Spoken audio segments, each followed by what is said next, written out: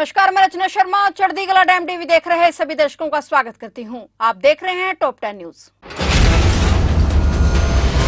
प्रधानमंत्री नरेंद्र मोदी ने आज गुजरात के वडोदरा में टाटा के विमान विनिर्माण प्लांट का उद्घाटन किया और इस दौरान स्पेन के प्रधानमंत्री पेड्रो साnchez भी उनके साथ मौजूद रहे। उद्घाटन के बाद प्रधानमंत्री ने रतन टाटा को याद किया और कहा कि देश ने एक महान सपूत को खो दिया। टाटा सन्स के चेयरमैन एंड चंद्रशेखर ने भी इस मौके पर रतन टाटा को याद किया और कहा कि उनकी दूरदर्शिता की वजह से ही आज देश में विमान निर्माण प्लांट की शुरुआत हो रही है। इस मौके पर प्रधानमंत्री नरेंद्र मोदी ने कहा कि आज भारत में रक्षा विनिर्माण इकोसिस्टम नई ऊंचाइयों को छू रहा है। अगर हमने 10 साल पहले ठोस कदम नहीं उठाए होते तो आज इस स्तर तक पहुंचना असंभव होता। पीएम मोदी ने कहा कि आज देश में उत्तर प्रदेश और तमिलनाडु में 2 बड़े रक्षा गलियारे बनाए जा रहे हैं।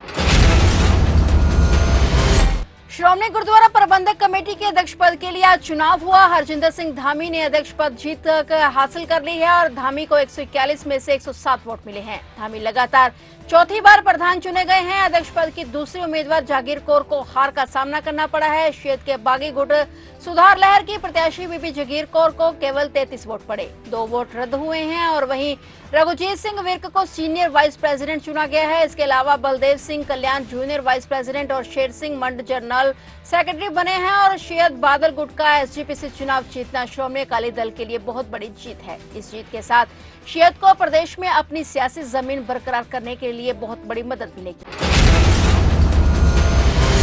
जम्मू कश्मीर के अखनूर में आतंकियों ने सेना के वाहन को निशाना बनाया। इस दौरान कई राउंड फायरिंग की गई। ताजा जानकारी के मुताबिक जवाबी कार्रवाई में 3 आतंकवादी मारे गए हैं। सुरक्षा बलों ने बड़े पैमाने पर तलाशी अभियान चलाया। अधिकारियों ने बताया कि मुठभेड़ तब शुरू हुई जब आतंकवादियों ने सुबह सेना के एम्बुलेंस पर गोलीबारी की थी। हालांकि हमले में किसी के भी घायल होने की खबर नहीं है। सुरक्षा बलों ने तुरंत जवाबी कार्रवाई करते हुए इलाके में घेराबंदी और तलाशी अभियान शुरू किया, जिसके बाद दोनों तरफ से गोलीबारी शुरू हो गई। सूत्रों ने बताया कि 3 आतंकवादी मारे गए हैं और उनके शव बरामद कर लिए गए हैं। फिलहाल तलाशी अभियान जारी है।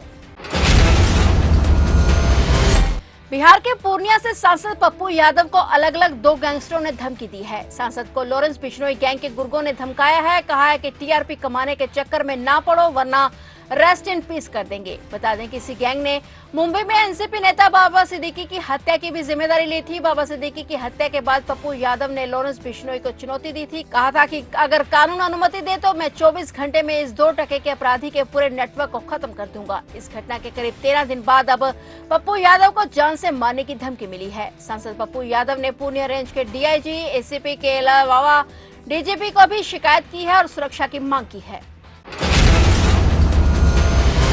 मैसूर स्थित दफ्तर समेत कई जगह पर आज ईडी ने फिर से छापेमारी की है। ये कार्रवाई मुडा घोटाले से जुड़ी है, जिसमें कई बड़े नाम शामिल हैं। ईडी की टीम ने बेंगलुरु और मैसूर में कई स्थानों पर एक साथ छापेमारी की। इसमें कई महत्वपूर्ण दस्तावेज और सबूत जब्त किए गए हैं। इस मामले में आगे की जांच जारी है और ईडी की टीम जल्द ही आरोपियों के खिलाफ कार्रवाई कर सकती है। मुडा घोटाला कर्नाटक का एक बहुत बड़ा भूमि घोटाला है, जिसमें कई राजनेताओं और अधिकारियों की मिलीभगत का आरोप है।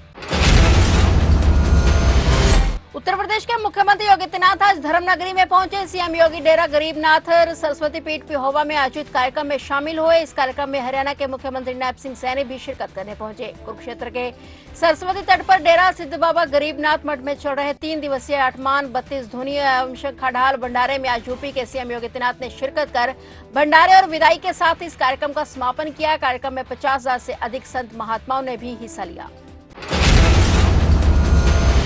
हरियाणा में विधायकों के शपथ ग्रहण के बाद अब शीतकालीन सत्र अगले महीने के दूसरे सप्ताह की शुरुआत में शुरू हो सकता है। चर्चा है कि यह सत्र 2 से 3 दिन का हो सकता है। दीपावली के बाद शुरू होने वाले इस सत्र में कई मुद्दों पर चर्चा होने के साथ ही अंतरिम बजट का प्रारूप भी पेश किया जा सकता है। बताया जा रहा है कि नवंबर में दीपावली के बाद 8 नवंबर को हरियाणा के शीतकालीन सत्र की शुरुआत हो सकती है। सत्र के दौरान अंतरिम बजट के प्रारूप को पेश किया जाएगा, क्योंकि नई सरकार के कामकाज को सुचारू रूप से चलाने के लिए सरकार को बजट का प्रावधान रखना होगा।